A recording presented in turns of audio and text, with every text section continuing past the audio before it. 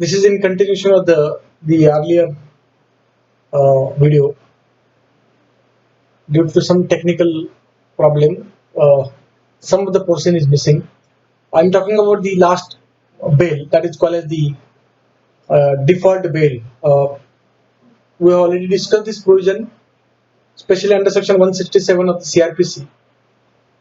It deals with the provision for default bail, and it's talked that and it provides that the if the accused person has been arrested and bail has not been granted to the accused person and accused in jail, then if the investigation machinery fails to complete the investigation within 60 or 90 days, depends upon the criteria, then the judicial magistrate first class has the right to grant the bail to the offense, to the accused person. Now, if you talks about the characteristics of this particular section, then you realize uh, this particular section provides the power to the court who is not competent to try the matters. Otherwise, as we have discussed, the specific kinds of the courts have a power to deal with the different offences. Say, for instance, if suppose and Mr. A is accused and he has been arrested under the charge of murder. Date of his arrest is 1st January 2020. Since he has been arrested, he was produced before the magistrate, and by exercising the power under section 167 subclause 1, the magistrate has granted the further police custody, that is maximum 15 days. Again, he was produced before the magistrate, and magistrate granted magistrate custody. The moment magistrate custody was granted, he is in jail. Now, since he is in jail, during the days in his jail, he applied for the regular bail, because once he is arrested, no anticipatory bail, and that too under section 439, which was again rejected by the session court because of the gravity of the offence or because of the any reason that is not material here. Now, see the date of arrest, that is the 1st January 2019. Since it is offence of murder, now 167 clause 2 and clause 3 deals with this aspect. It's provide that if the offence for which the punishment is up to 10 years, then the investigation has to complete within 60 days. If the offence for which the punishment is more than 10 years, then investigation has to complete within 90 days. So what is meaning of investigation has to be completed? That means the charge sheet has to be filed in the lower court.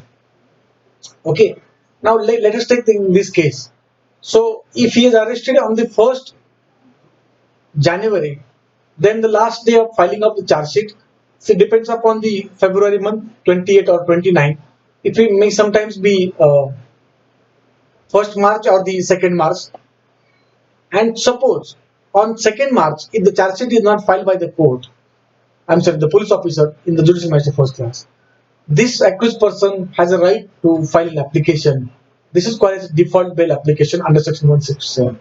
Now, why I'm taking all this aspect? Because this application is to be filed by the accused person in a judicial magistrate first class. So it's a judicial magistrate first class has the power to deal with this aspect. So even the matter is triable by the session court. See, otherwise here he would have filed application to the regular bail in the uh, session court under section 439. But here, since it is default bail, he is making this application to the judicial magistrate first class, and that magistrate court has the power to decide the matter.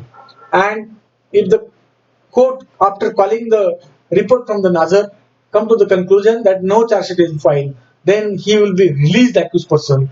This is the last portion so far as the bail granted by the accused person is concerned. There are several judgments. What will be the last date? What when you can count the period and all this aspect? But the wording is used from the date of arrest, from date of arrest, and the word is used up to 90, up to 60. So on the 19th or 60th day, the accused is entitled to file the bail application. So this is all about the bail.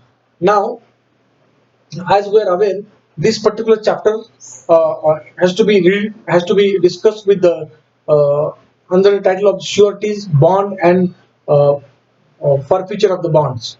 Now, what is this bail we have discussed? Now, these all these concept sureties means someone stood as a surety on behalf of the accused person. A bond means the accused person has to return some sort of bond.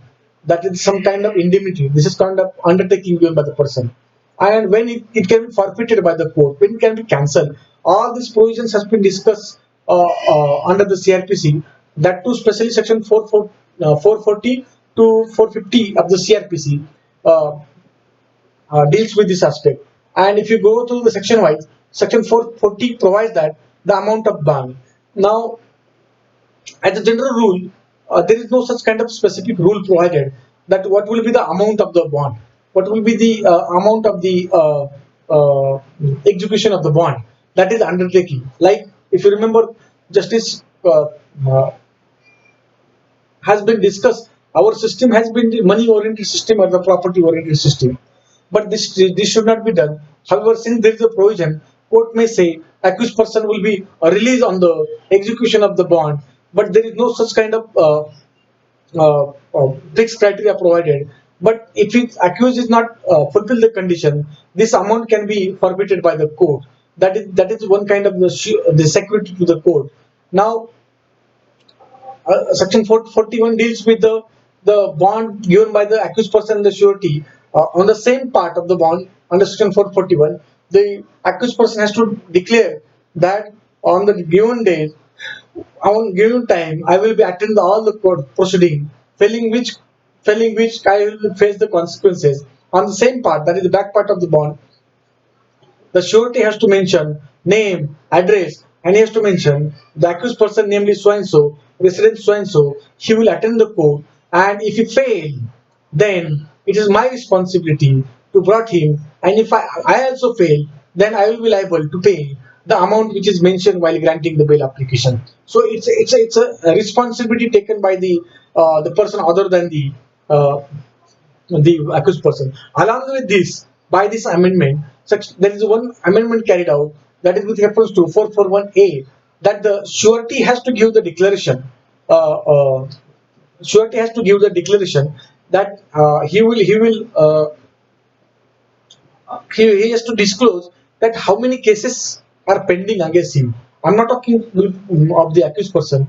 That the surety must be such a person that there should not be any criminal case against accused person, or she should not be stood as a surety earlier to this particular surety. So this kind of declaration has been given by the surety against the in the court of law.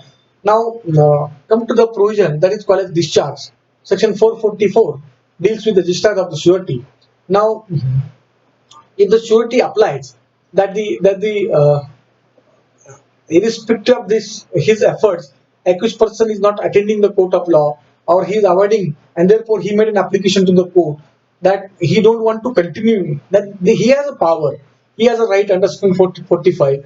I'm sorry, 444, that he may apply for the discharge from the court, that he don't want to continue as an surety to the accused person. Then, if the application is made, the court will call the say of the accused person, and after the calling of the say, if the court realize that it is fit case to release the accused person or discharge the accused person's surety, then court may discharge the accused, that is surety from the uh, as an surety.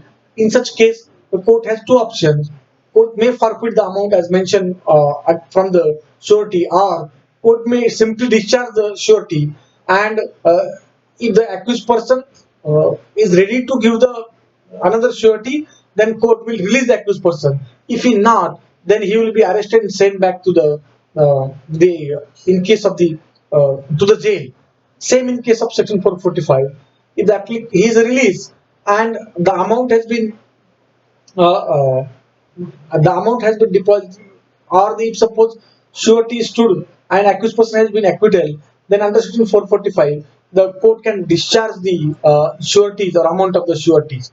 Now, when sureties will be forfeited, these are the provision important in section 446 and 447, that if suppose the bond has been executed by the sureties, and constantly he's not following the procedure established by the law, or he's not attending the court of law, then in such circumstances, court can forfeit it. Or similarly, if the surety become the insolvent or he dead, then in such case the court has a power under section 447 to forfeit the sureties issued by the court. So this is all about the sureties. No one is going to ask the question on this point, but this is just to understand you people. I hope you get the knowledge of the all these surety and securities.